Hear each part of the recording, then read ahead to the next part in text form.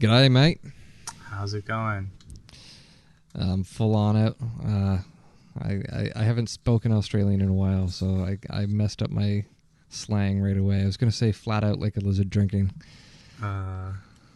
So to a non-Australian, that's a thing, I guess. Yes, it is. I'm not going to bother explaining it though. When you were in Australia, were people like, "Man, this guy, he has it," or were they just like, when you talk? Yeah, like basically across the country, everyone thought I had it. Oh, really? Wow, nice. But they could tell you weren't Australian, right? Yeah.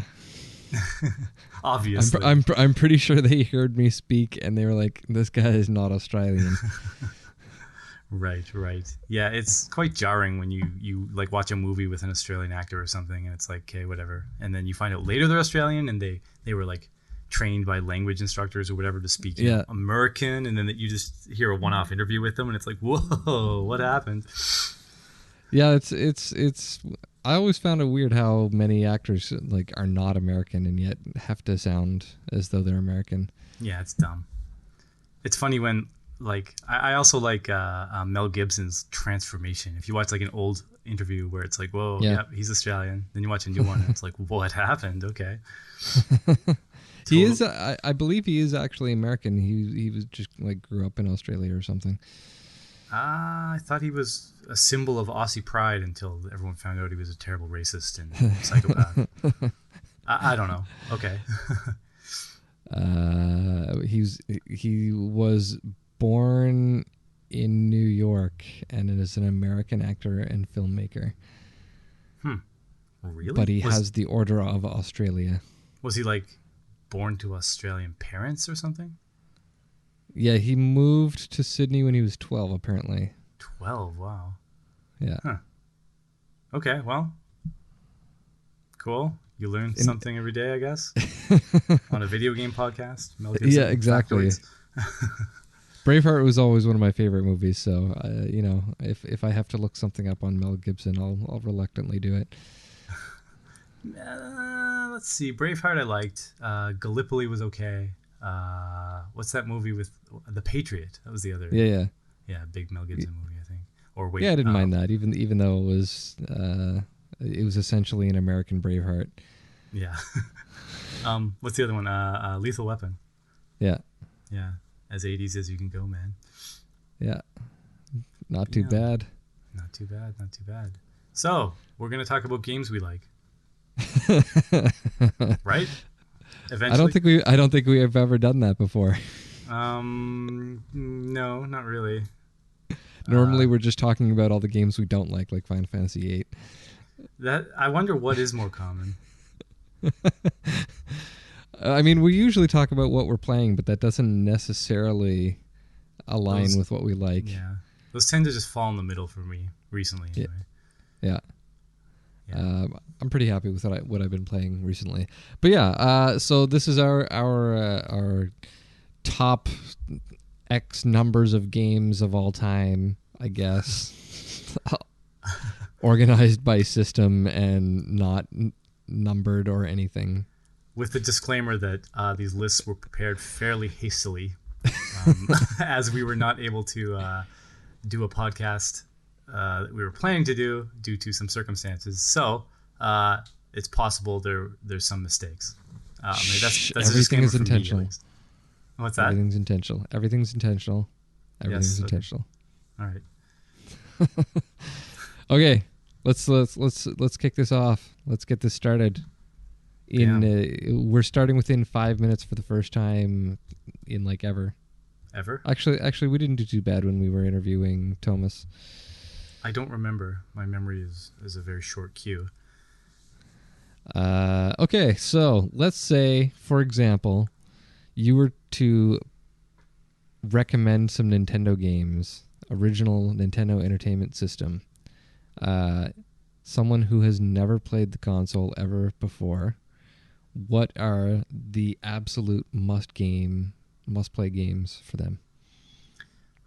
So as you know, the original Nintendo is kind of my baby. It was the hardest for me to whittle down to a small list. Yeah. When you phrase the question that way, I might come up with a variety of games from different genres and do something like that. I guess that's not actually how I wanted to phrase it, because to me, if I want to introduce people to a system, I'm gonna like give them like historic reasons and stuff, and like maybe some of each genre. That's not necessarily and, like, what we're going important for. Stuff, representative stuff a little bit.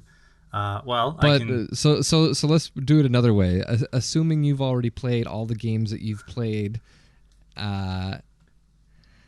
if you had to go to a desert island that had a CRT and some electricity and an NES, what games would you bring to play?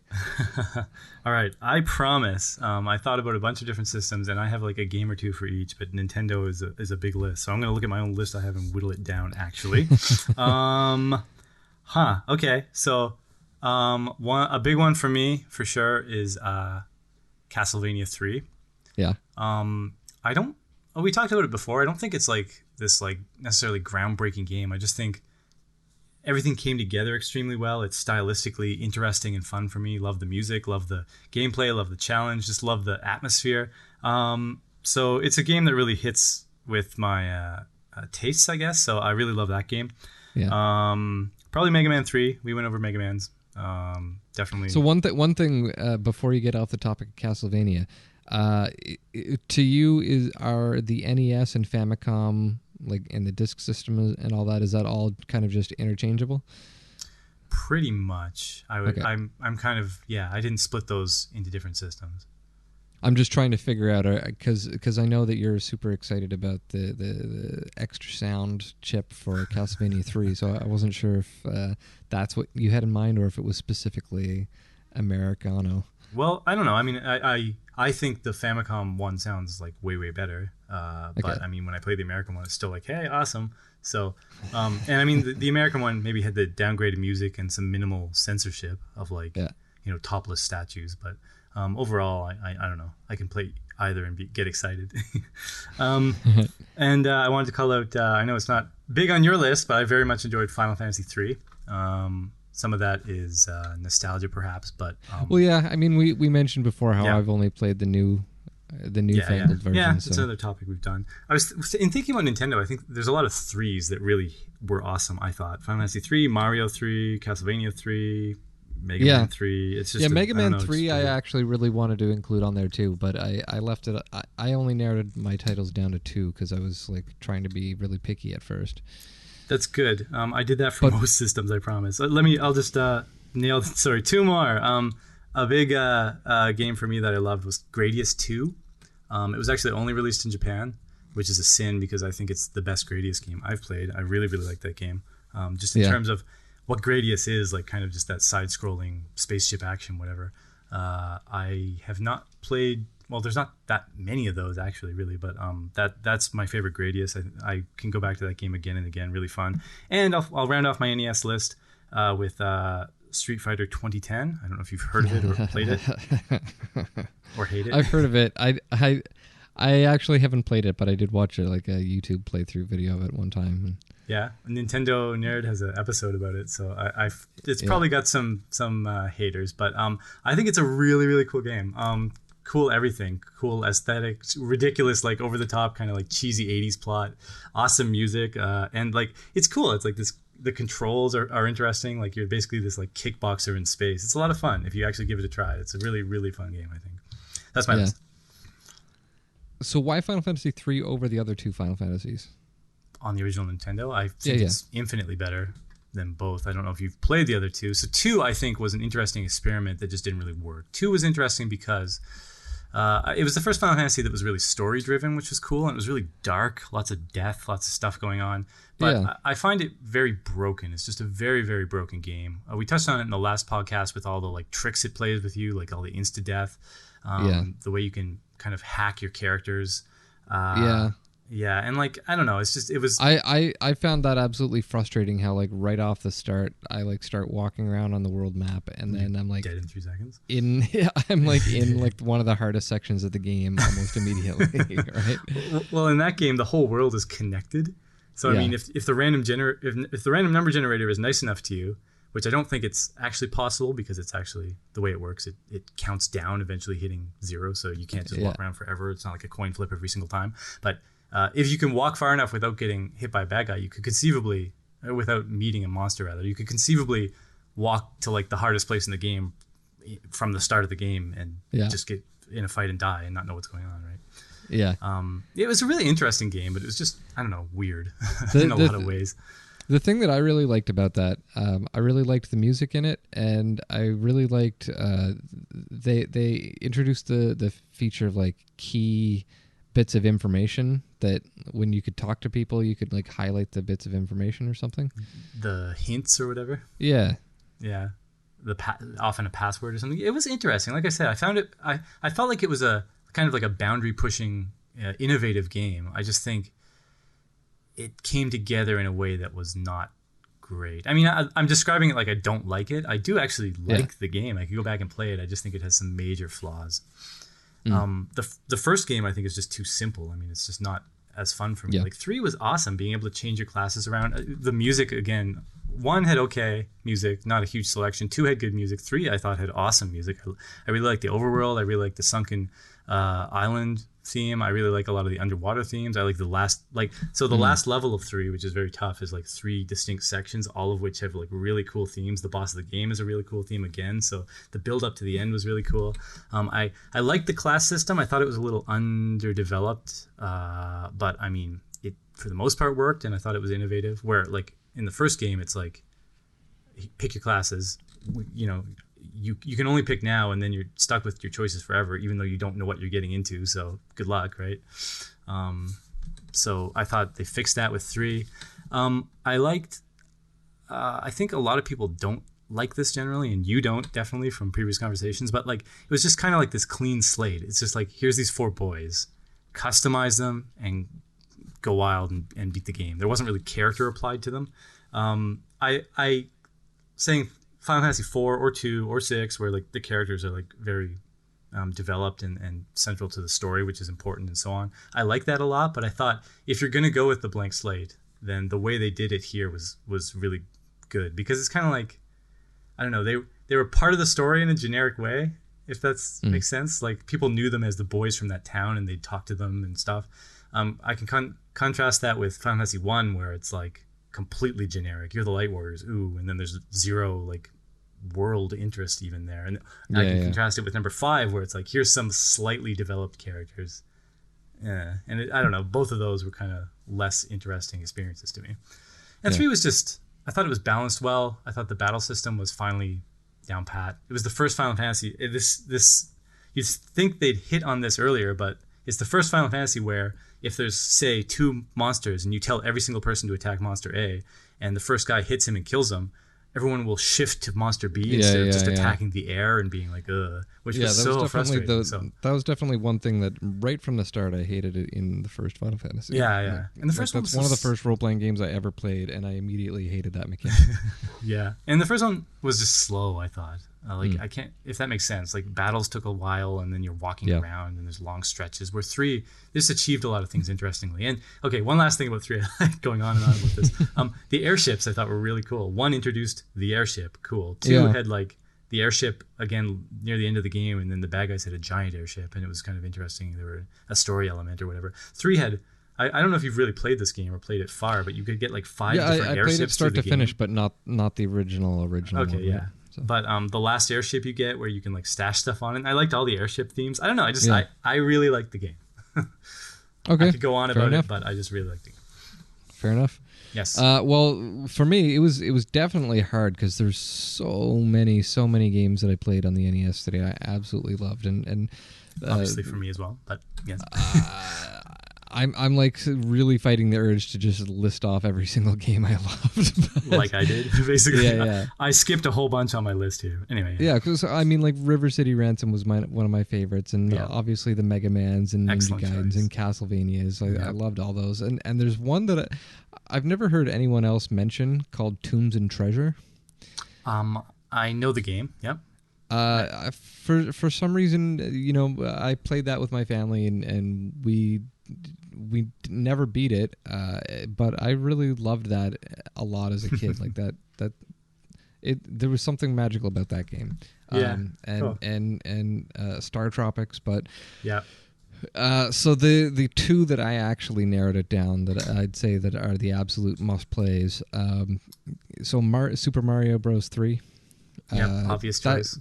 Yeah, that's a game that, you know, I've got my mini Famicom this year, and that's the only game on there so far that I've played start to finish. Like, I've played some of the others, but I had to play that one through because it's an amazing game. The Mario 2 was actually really, really good too, in my opinion. Like Mario USA, Mario 2. Yeah. Like Doki A lot of Doki people Panic. don't like it, and the reason given's always know. like it's stupid. There's toads and stuff. Like, sure, it's stupid thematically or whatever, but I mean, I agree with you. I think it was I really love it. I thought game. the game was really solidly constructed. Yeah, I like the freedom you have. You can just run around, just put the controller down and go in another room. There's no time. Yeah, and there's portals everywhere that you can get to really cool skip game. worlds and stuff. So I thought it had levels that went upwards, and you could like go under walls or over walls and stuff. Like, it felt like it had a lot of secrets. That one was really good. But I don't know, Mario 3 was also completely different too, and I absolutely loved that you could get the different suits in that. I loved the frog suits and the Hammer Brothers suits. Like, it killed me that you could only get the Hammer Brothers suit like in one section of the game, because I loved getting that. Yeah. And so then a completely different style of game, RPG. I absolutely loved Dragon Quest IV. Excellent choice. That game to me is one of the best games ever made. Yeah. It was fun. Like, the grinding wasn't nearly as bad as a lot of other games at that time. Like Dragon Quest 1 and you know 7. It's like a tradition for Dragon Quest that you've got to grind, and I didn't find that to be an issue in that game. Interesting you say it's a tradition to grind. I think I was just about to say Dragon Quest, to me, hit their stride with 2, 3, 4. To me. A lot of people think 3 is amazing. I really like 2. You like 4, obviously. 1 was definitely a grind game. The later ones were definitely grind games. 2, I don't remember being too... I think there's some parts. There was some at the start. I think 4 was probably the easiest one. I don't mean that in a bad way. I mean in exactly the way you're saying, where there's just no grinding so much. Yeah, it felt like a really good game to me. Like, I never got sick of a particular area in the game, because I feel like you spend the just the right amount of time in every location. Yeah.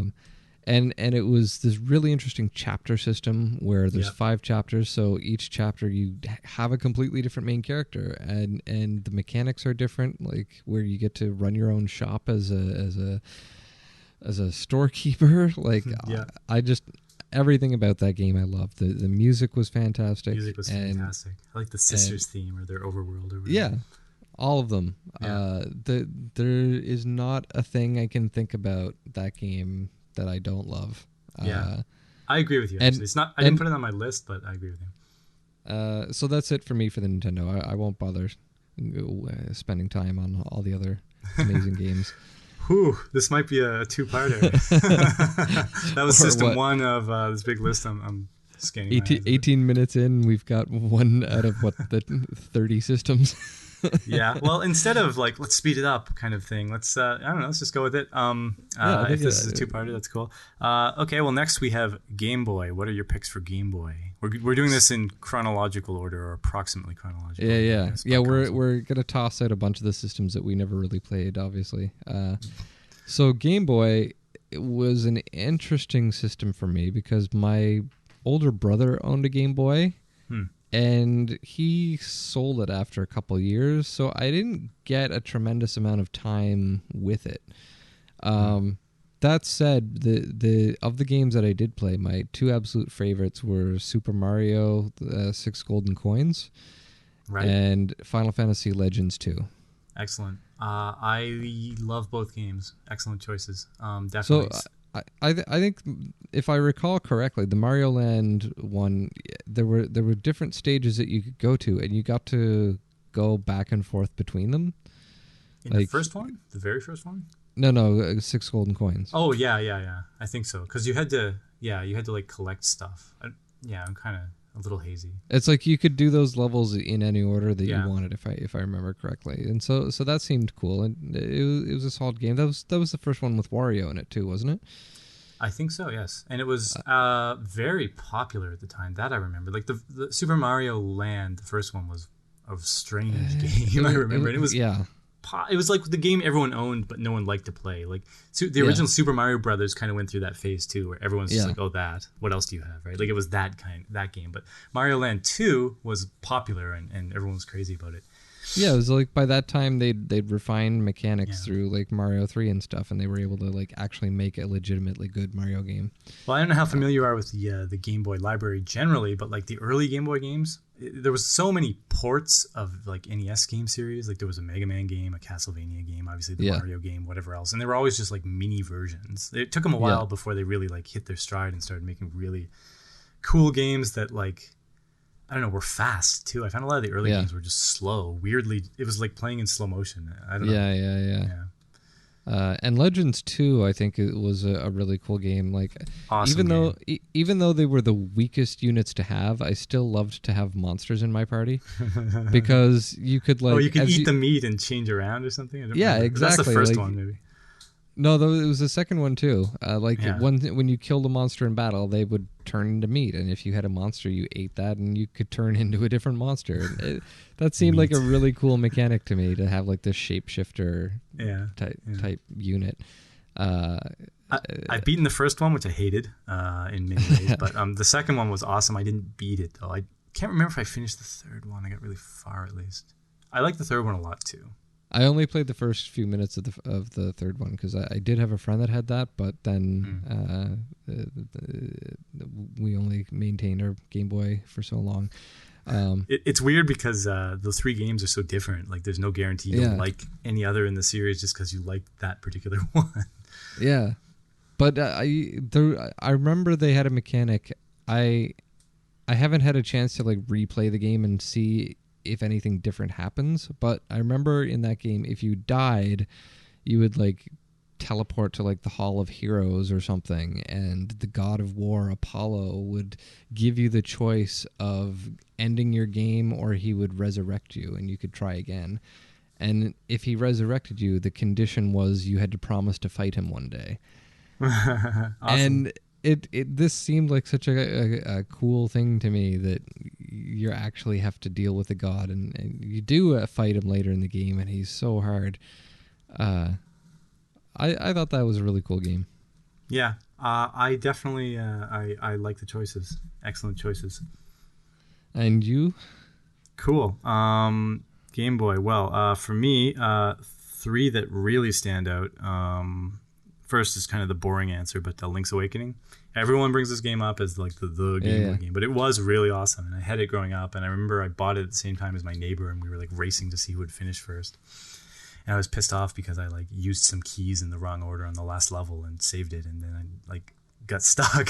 Like you can't, you break the game where you just can't proceed anymore. So, but anyway, outside of that little thing, little problem, Link's Awakening is an awesome game. Metroid 2 is actually probably my favorite Game Boy game.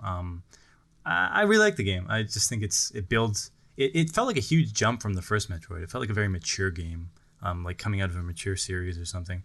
The story was cool, just the progression was cool, the creepiness of all the different levels, the music was awesome. And for a Game Boy game, like, I mean, if you were on a long car trip and like that was the only game you had, awesome, right? You know? Yeah. For a fairly limited library comparatively, I thought that game really stood out. And last game is... but before you go to the next game, did you ever hear of another Metroid 2 remake? I did, yes. It's like in color and stuff, right? Yeah, I was so disappointed with that. Like so it was a guy. I wish I had his name up in front of me, but I don't. But he basically tried to take the Metroid Zero Mission Game Boy Advance style of game mechanics and remade Metroid 2. And it took him years. I remember following this like from pretty early on, and I was so excited when that came out, and then after years of development it was released, and then like within the first day or two Nintendo was like, no, take it down. It's like, really? Why? Really? You guys let this happen for that long? Like, They're like waiting to click the button and send it. yeah. I was awful. so sad when that happened. That's awful. That's awful. I'll bite my tongue on that. That's obviously awful. Definitely. I was aware of the project, and the website looked super cool and the screenshots look cool, but I had not played it or watched video of it or heard that little anecdote because I wasn't like actively following it or anything. I was actively following it, and I remember being like excited that this had finally launched, and I was like ready to download it when I got home, and then it was like taken offline by the time I got home. Wow, that's ruthless to say the least. Yeah. Okay, well, I'll hang my head a little bit, but the next continue on. The next choice I was going to make was what's known in the West as Final Fantasy Adventure, prequel to Secret of Mana, probably quite well known. Have you like played it to completion or played it? I forget. I got the remake, I believe, for Game Boy Advance. Oh, okay.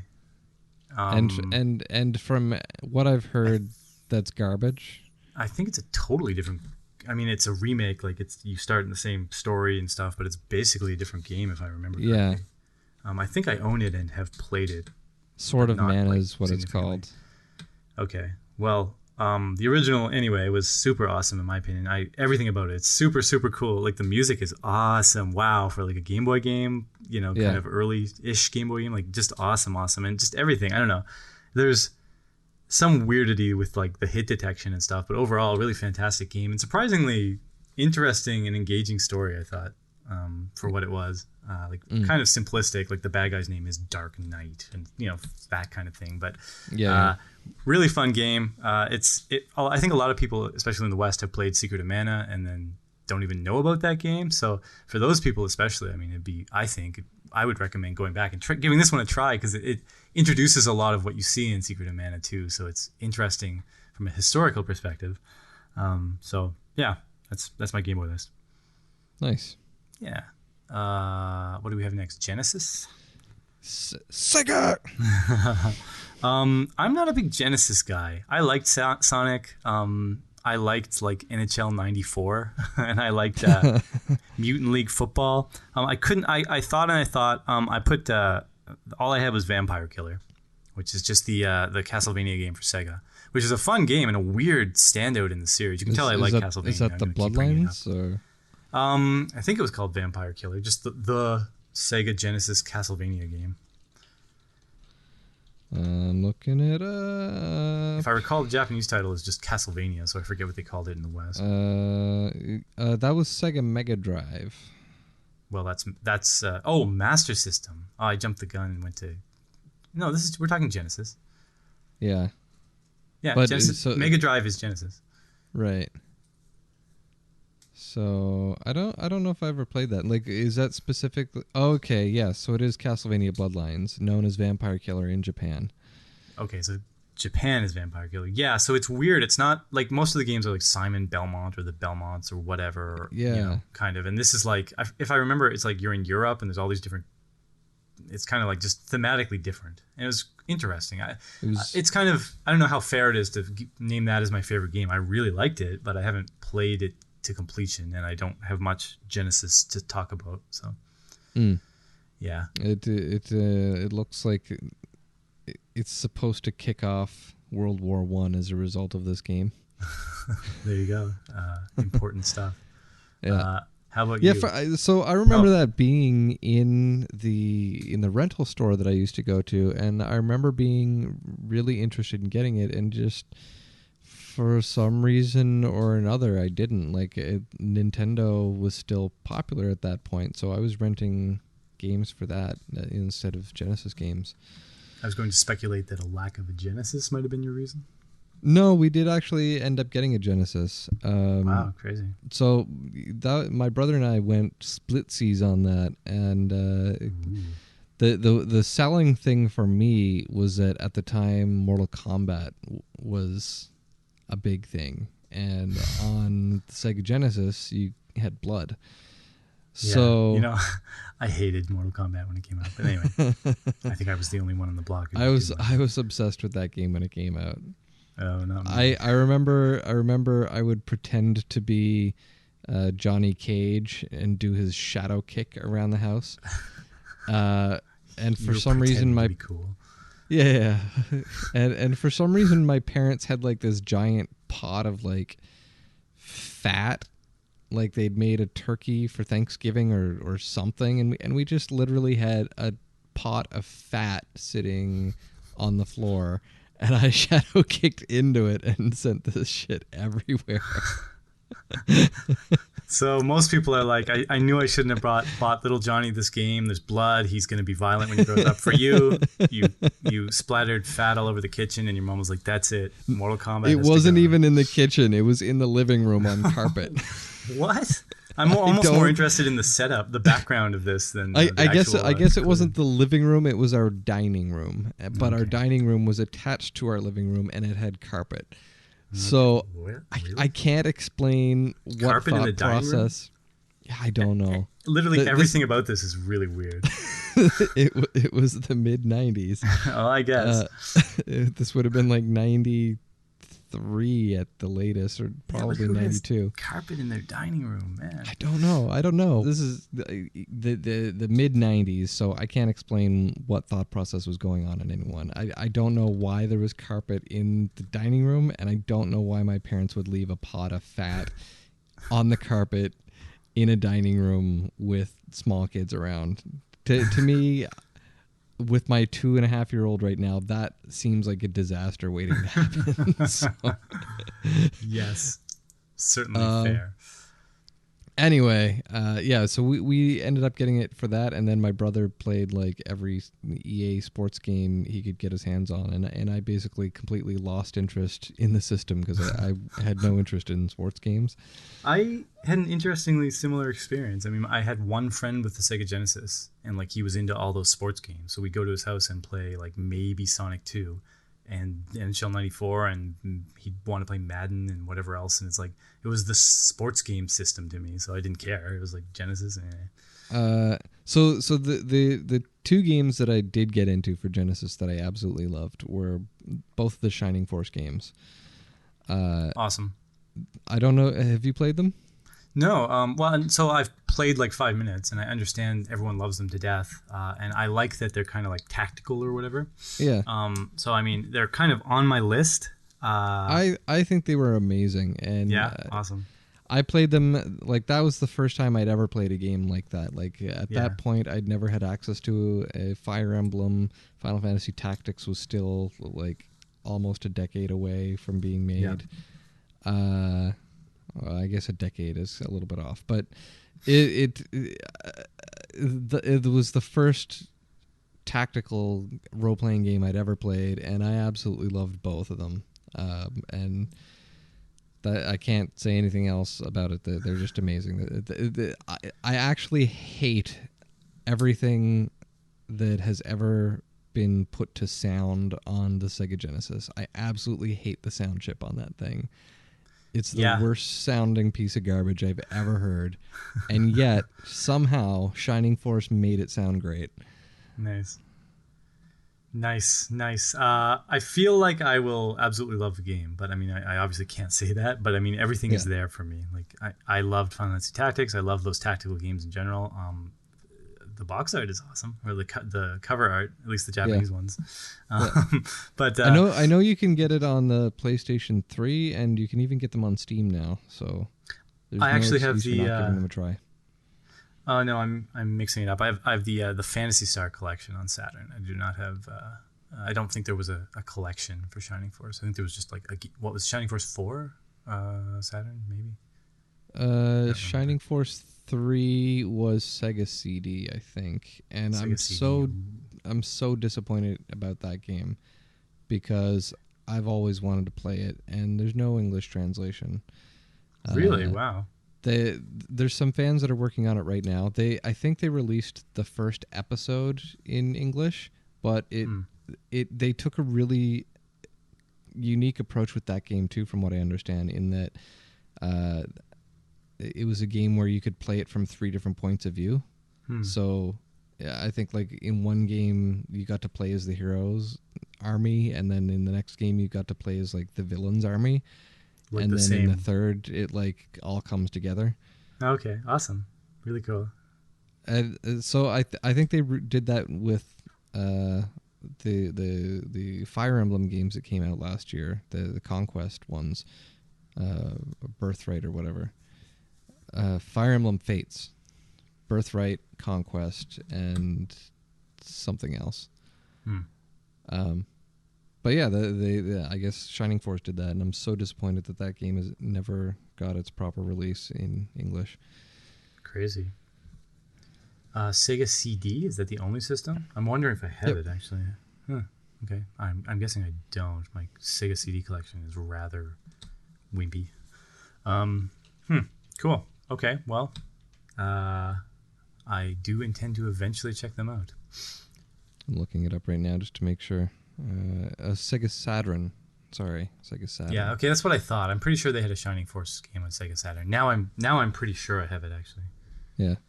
If you have it in Japanese, then you probably have the full version. My whole Sega Saturn collection is imported, so. Lucky boy. Well, anyone could easily just go on eBay and get what they want. Cool. Next on the list is Super Nintendo. All right. I think, and then I think we'll have to call it quits for the night after the 16-bit era. Yes, part 1 of who knows how many. Me first. Okay. So Super Nintendo kind of became a list for me. Most of them are like, I don't know. Super Nintendo I thought had a lot of like great games that everyone's heard of, and then great games no one's heard of. So I mean, if I pick like my top 3, it would be all games everyone's heard of. Because just to be honest, they tend to be the better games. But I just put a few others that are kind of stick out to me. Really boring answer, honestly. I just really, really love the Zelda game for the Super Nintendo. I mean, I just thought it was, I guess, an ideal game to match that format, kind of the action RPG, if you will. It felt like everything that Zelda 1 wanted to be, but was technically limited and could not be. And it felt like if you play Zelda 1, it felt like what was kind of in your mind when you were playing it. Like you just imagined the world to actually look like that. And that sounds kind of silly maybe, but like really, I don't know. It just felt like such a maturing of that system. And like I grew up and played them in order. So it really was like just this awesome, amazing game to me. And it was one of the very first Super Nintendo games I played. So it was like, whoa, this is so amazing. And even without all of that kind of, rose-tinted nostalgia, I just think it's a fantastic game. Like I'm playing it with my wife now. She likes it. The music's really cool. I think it's very atmospherically interesting in many ways, I guess.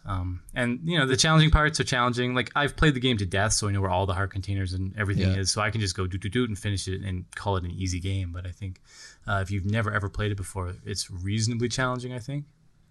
So that's my favorite. But and I'd say that when it comes to like pixel art, that game did it really well. Like, it did.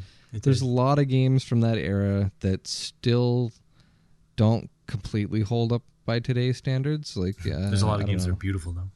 Yeah, but like Mario Kart, for example, like it was a fun game. I absolutely loved it, but graphically, it's not fantastic by today's standards. Agreed. But Legend of Zelda: Link to the Past, it looks great. It like does. Because it's cartoony, and I don't know. It just everything looks really fantastically crafted. Yeah. I absolutely love that one too, but it's not on my list. Yeah, fair. Totally awesome game. I'll just run through really quick what else I had. I had Tactics Ogre, which was, if you have not played it, I've played it on my PSP. Okay, well, it's weird because it's a Super Nintendo game, but you put it in and you're turning on Final Fantasy Tactics essentially. Like it just looks so similar, but with kind of different character design and stuff. Story's interesting, game's fun. It's just like Final Fantasy Tactics for the Super Nintendo. We've talked about it before, I think. A really fun game. I also have the art book for it. You what? Sorry, you had the art book. I have the art book for it. It's awesome. Fantastic. I don't know if I'd played that before Final Fantasy Tactics, I probably would have loved it. But I feel like it's inferior. I I think so as well, being fair, but I still think it's definitely a worthy mention for Super Nintendo. I had Final Fantasy 6. Really, I could put 4, 5, 6 probably, but I'm going to say 6. 6 was the most like wow to me of those three. Yeah. I had Super Metroid, and this one might get laughs, but I had SimCity, the Super Nintendo SimCity. I loved it when it came out. Obviously, more simple than all the SimCities that followed, but it was really like a just kind of play and chill game. Smell the flowers and chill game. Like the music was really cool and solid and fun, and the game was just fun. It was just fun, quirky, like Nintendoization of the SimCity franchise. So I thought that was a lot of fun. And I don't know if you've played The Fireman. That one I haven't heard of. Quite obscure, Japan only release. It tends to show up on a lot of like best games we didn't get kind of lists, but really cool game. It's exactly that. You're literally a squad of firemen, and you like go into buildings and put out fires. But it's like kind of like an RPG, and the fire is kind of like the bad guy. It's that's the best analogy I can think of. But like you'll have a time limit before the building burns down. You have to run through and maybe rescue somebody, and you have to shoot the water with the fire and stuff. Considering what is obviously a pretty mundane day-to-day theme, really. Well, I don't know, firefighters, it's probably actually not mundane, but it's just like a facet of real life, I guess, a job. I think they did a really good job with it, and it's a lot of fun. So that's my Super Nintendo list. Nice. Go nuts. The Super Nintendo for me is, I don't know, maybe it's more to me like what the NES is to you. Super Nintendo was my favorite thing in the whole world for a long time. These two battle for the position, but I would give it to NES for the most part, maybe, if that's what you mean. Yeah, it's just there were so many epic titles, and I agree. I was at the right age where I had the time to play them. So I don't know. I don't want to. Sure, go on. I feel like I told people so long Super Nintendo is my favorite system, but I think NES is the more nostalgic one, maybe, which is weird because they're both nostalgic. But Super Nintendo is more like I can go back. I have a lot of nostalgia for the NES, but when I come down to it, if I had one to play today, it would be the Super Nintendo, because I think so many of the titles had reached a maturity in the game design where they still hold up by today. They're still very fun without just being like aggressively trying not to die.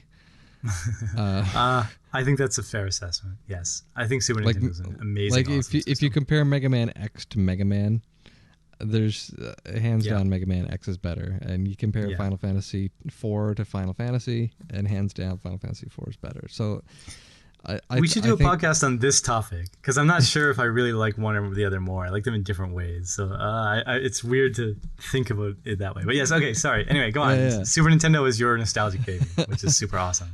Yeah, so it's really tough because I loved everything on it. One that I had temporarily forgotten when I was coming up with my list was ActRaiser. ActRaiser's awesome. I thought about it, and it barely got not on my list. It's a terrific game because it's like half of it is side-scrolling platformer and the other half is like a sim game sort of. So I love that one. Super Metroid obviously is one of the greatest platforming games of all time. There's that with Castlevania has a whole genre named after it. Chrono Trigger, I played that and got every ending. I actually really liked Super Mario RPG as well. Sorry, I'm not trying to constantly interrupt you. Chrono Trigger, I could have put on my list. I don't know. I wasn't tasting it or something. Chrono Trigger, I would probably add that to the bottom of this list for myself as well. It's. I think the Super Nintendo was like glorious for role playing games. There was a lot on it. Like I really loved Breath of Fire and Chrono Trigger and I would say Lufia and a bunch of others. Lufia was awesome. Illusion of Gaia. Actually, I meant to put Illusion of Gaia on my list and did not. But anyway, I found maybe this is perhaps the one criticism I have of the Super Nintendo it was glorious for RPGs, absolutely, but kind of overly so almost. Like that's maybe one thing Nintendo had where it was easier to get 2 people in a room and play a fun 2-player game. And Super Nintendo was more like the 1-player nerd RPGs and like maybe some Rockman and Mario Brothers. Well, but I mean, at the same time, that still had Contra games, and it had Turtles in Time, and it had the Super Mario World, and Street Fighter 2, and F-Zero, and Mario Kart. Like, I did a lot of 2-player games on that too, and like NBA Jam. Jam, awesome. F-Zero is 1-player, to be fair. But in my mind, most of those other titles you mentioned were spinning around. Yeah. Top Gear 2 was probably my favorite racing game of all time, and that was on SNES. And nice choice. There was a lot of 2-player stuff on that as well, and I guess with like F-Zero or something like Pilot Wings, you could still take turns with it. Yeah. And I'm not so criticizing. I just yeah. And so then, I think Final Fantasy IV is also one of my favorite games of all time, but I actually left it off this list. That was that surprises me a little bit. And in a future episode, we'll get to the reason why. But for now, we'll leave it as Final Fantasy VI is the go-to Super Nintendo Final Fantasy. All right. Well, we align on that one, I'll say. Yeah. Did you? Small digression. I remember the very first time I played Final Fantasy VI, and a little bit the second time, but not quite as much. I remember thinking like the first half of the game was like my favorite thing. Like this would probably, if I had the same feeling for the second half, this would just be my favorite game ever. It's just so amazing to me. And the second half to me was really uninteresting. It was. You have to admit it's inferior. Yeah. I appreciate it more now where it's like it's 2 different approaches kind of, and the second half is more like just do your own thing and find everybody and whatever. But I guess the first half was just so exciting and so fun, and the characters were so cool, and all this crazy stuff was happening. It was every second was so exciting. The second half was like, okay, now chill, lean back, and let's kind of rebuild. Okay, fair, but the rebuild was like not nearly as fun for me, even I think on subsequent playthroughs. It was interesting because like the first half had a really solid story to it, and I remember singing along lyrics in the opera house and stuff. Like it had a lot of really good moments in it. I thought it was awesome. All culminating with the flying fortress thing, or like everything. It was so awesome. Every single little bit of it I thought was totally awesome. And it's not that the second half was like sucked, but it was just kind of like the first half felt really alive, and I think that was the point, and it was great. And the second half, it was so interesting because you start and it's instantly so dead. It's you on an island with a sick old man who you have to either keep alive or kill. And it felt very desolate, and that's obviously what they were going for, and I think they achieved it. I thought it was so didn't awesome. seem as fun. And then it just goes on and on and on because it's the second half of the game. It's not like the last 1/10 or something. And so that was what it was for me. I thought it was so cool. Yeah. And then after a while, it was just a little less cool and less cool. That's what keeps me from picking it up again today, I think, is oh really? Well, okay. Like not to dig it, a super awesome game, but I don't think I've played that since probably 97 or something. Wow. And I played it to death at the time. Like I certainly did play through it multiple times. But yeah, it's an interesting game. I remember there were cool moments. Like you did get these little windows into the characters and feel like you understood all of them better. And I did love it, but yeah, it wasn't as openly fun as the first part. Like the whole color palette was more dead. Again, intentionally, but yeah. I guess part of it was just that I loved the first half too much. Maybe that the second half just doesn't feel as nice in my memory or something. It's yeah, we almost need like a full episode dedicated just to that game. That one game. We could. Yep. Okay, well, I think that basically wraps it up for tonight. That's 4 consoles out of the 1, 2, 3, 4, 5, 6, 7, 8, 9, 10, 11, 12, 13, 14, 15, 16, 17, 18, 19, 20, 21, 25 that we were planning on going through. So. Jeez. Well, and we skipped, let's see, what are we skipping here? We skipped Sega Master System and Atari. Yeah. So Sega Master System I own about 20 games for it. I don't really enjoy anything. They're all very, very, very generic. Probably Double missing Dragon some was amazing okay. title. What's that? Double Dragon was okay. Sure. Phantasy Star is kind of the, like, if you have a Yeah. Sega Master System, you have to buy this game, and I totally fucking hate it with a passion, to be honest. I just cannot get into that game. I know it's famous. I've tried to play it. My God. I want to and at some point, but I haven't bothered. Yeah. The way you feel about Ultima 1 is kind of like that game for me. It's a RPG, like a console, like a JRPG, but it's very... I hear the 4th one is one of the best games. Yeah, a lot of people love the series, and I hear it just gets better and better, but I don't know. That first one is brutal. Atari, I don't know. I mean, sure, I like Asteroids. I can play it. I like whatever, but maybe I would have said Asteroids. I don't know. There's nothing that really jumps at me for Atari. Space War. Space War is pre-Atari? Well, there's an Atari version of it as well. Is there? Okay, well, yeah. Sure. Yeah. Cool. That about wraps it up, I think. Fizzle with a quick mention of Atari. Sure. Yeah. Well, Super Nintendo's awesome. Let's end on a high note. Awesome. Awesome. Okay, well, stay tuned for part 2.